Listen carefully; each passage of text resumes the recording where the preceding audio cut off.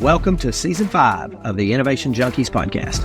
In this season, you'll learn from successful innovators who have influential stories, practices, and strategies that will have your gears turning. Prepare to be inspired, challenged, and empowered.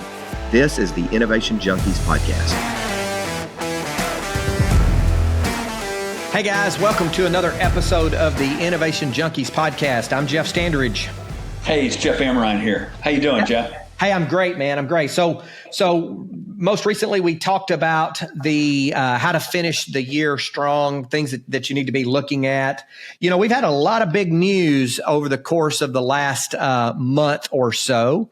Obviously, big election that came on strong, and now the naming of cabinet members and preparing for a changeover in administration. And what do you think about talking about that today in terms of things that we see on the horizon and maybe things that some of our listeners ought to be thinking about in that regard? Yeah, I think it's a good idea. I mean, the impact on business that, you know, what I like to think about in terms of a framework is good business leaders are constantly figuring out how to manage changing conditions and how to manage risk. And oftentimes when we think about risk, we think about team, financial, product or technology, market or customer. But there's also this area of risk, which is government, legal, regulatory, et cetera. And I think in that context, it's important for business leaders to pay attention to what is going on in a macro sense and with geopolitics and with what administrations are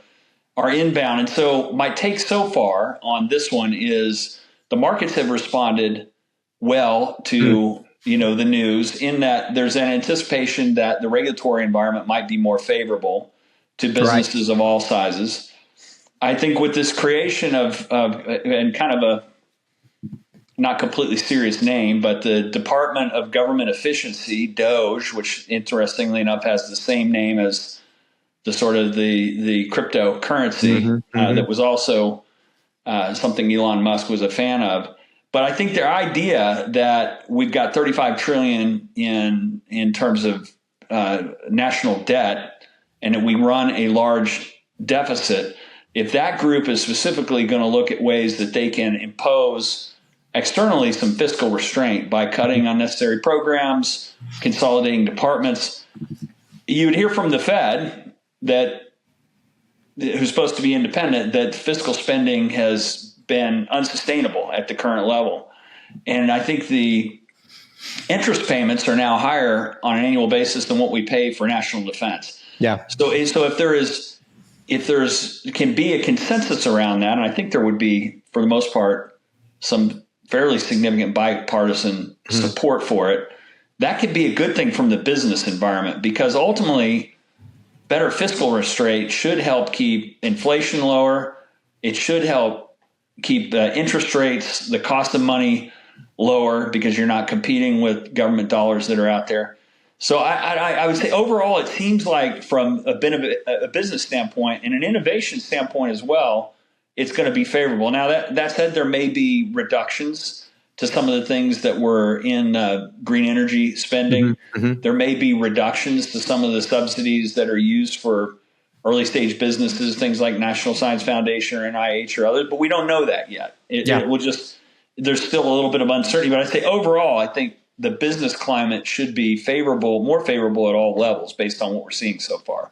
You know, it's interesting. I'm hoping the DOGE group goes after the 2/3 of federal spending that is what's called autopilot or mandatory spending, meaning doesn't require a budget, doesn't require an act of Congress.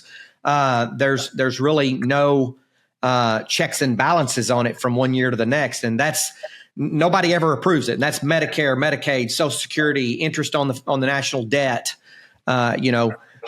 Prior to the $31 trillion or whatever the number is, prior to that, so a year ago, it was always described as 2/3 of federal spending.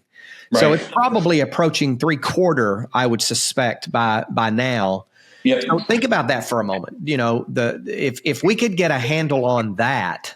Yep. The impact that would have on inflation and a variety of other financial measures. Well, and they haven't talked about it yet, but it's kind of a hopeful thing. One of the things that all small businesses, emerging businesses, growing businesses have to deal with is the complexity of the tax code. Yes. If there was a way to simplify that, Mm-hmm. I think about the amount of administrative overhead and expense that goes into compliance.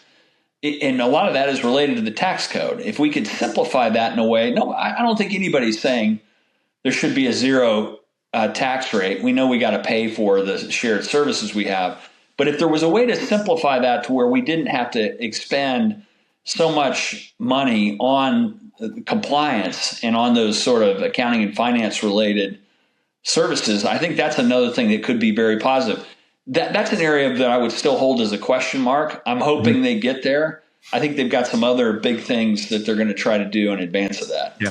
We'll give you an idea of the complexity of the tax code, right? So it's always been complex, at least in our lifetime, in our business lifetime, it's always been complex. And was it 3 years ago, the announcement of 80,000 new IRS agents? So imagine the complexity increasing, the enforcement increasing, the complexity of enforcement increasing to the point that we need an entire Razorback Stadium of IRS agents, new IRS agents, in order to make sure that compliance with the tax code is consistent.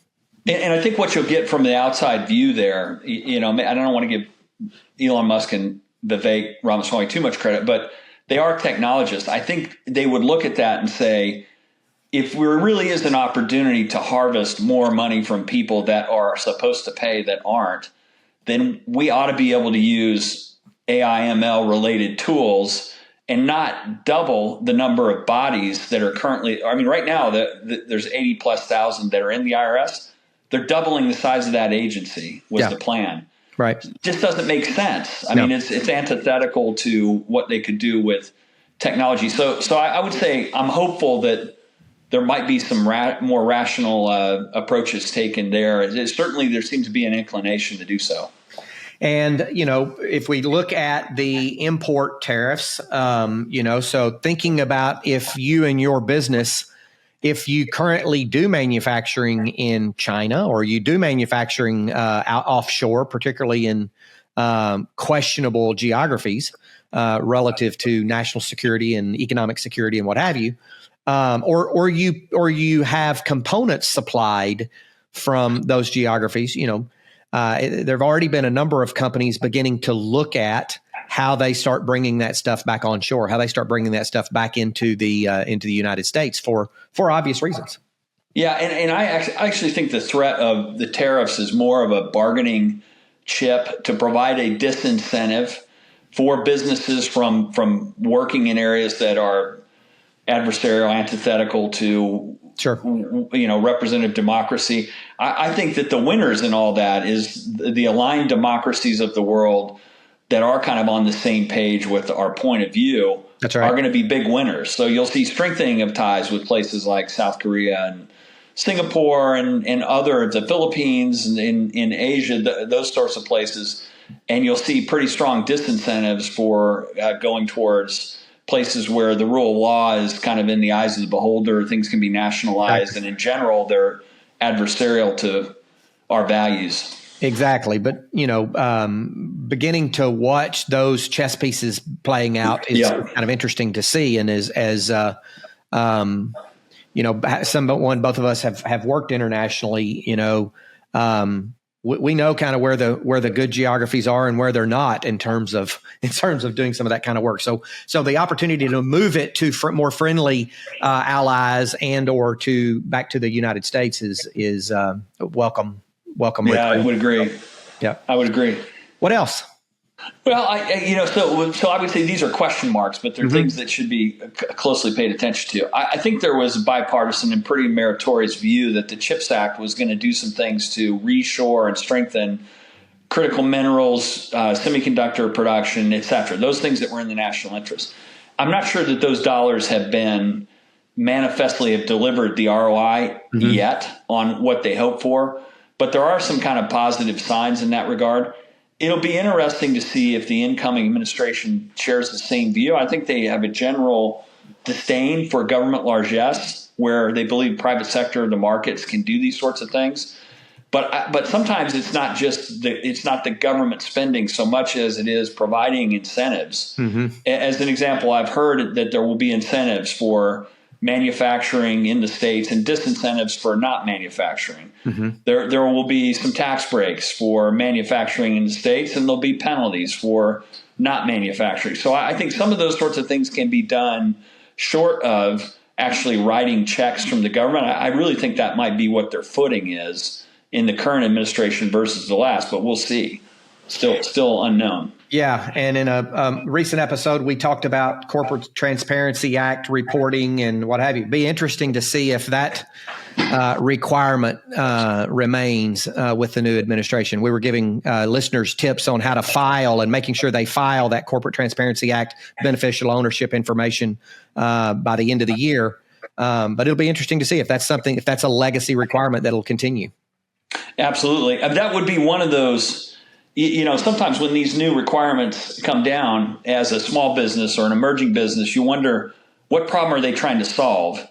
And is it a generalizable problem or is it an isolated problem? And this was the hammer that they had available to, hammer that particular nail. If they look at this in terms of the problem they're really trying to solve versus the amount of energy and effort that's been required nationally to go through it, I don't know. I don't know how it would sort out. I suspect they didn't just arbitrarily come up with this rule. It was based on some things they were saying. Yeah. But I would be hopeful that they scrutinize all this kind of burden that they put, particularly on small and emerging businesses, and ask the question, is it really worth it? For sure. Yeah. I've heard statements made that they're going to use this sort of zero-based set of assumptions, not just on budgeting, but when they go in and look at a particular agency or regulation, they're going to ask the question, what problem are we solving and who does this help by having this in there? And if they don't have clarity in that, sometimes systems perpetuate the system and they forget what they're there to do. So we'll see if we actually get true change in some of that. I'm a huge fan of periodic zero-based budgeting, of coming in and saying, all right, look, we're not starting with run rates. We're going to start with what you think you need to deliver what you're required to deliver. Yeah. And so we have a university president here that transformed the financial picture of a university based upon that mindset. So good stuff. We're talking about the change in the presidential administration and some of the ramifications that come with that, specifically as it relates to businesses and things that listeners you ought to be thinking about, that we're certainly thinking about, question marks that we have, et cetera. Anything else as a parting shot today, Jeff? No, I would just say, it's beneficial as a business owner to pay attention to these details, because if you can get ahead of it, or at least pay attention to thought leaders that have an idea of what the next 3 months or 6 months or the first year of the administration will be, you're wise to kind of stay ahead of it. You don't want to get bit by something you didn't anticipate just because you weren't paying attention. Agreed. Appreciate that. This has been another episode of the Innovation Junkies podcast. Thank you for joining. See you next time.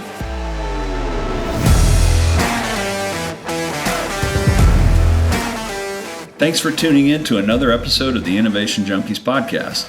We hope you gained some valuable insights and inspiration from today's conversation. Be sure to subscribe for more episodes featuring leaders in the forefront of innovation, and don't forget to connect with us on social media to continue the conversation. See you next time.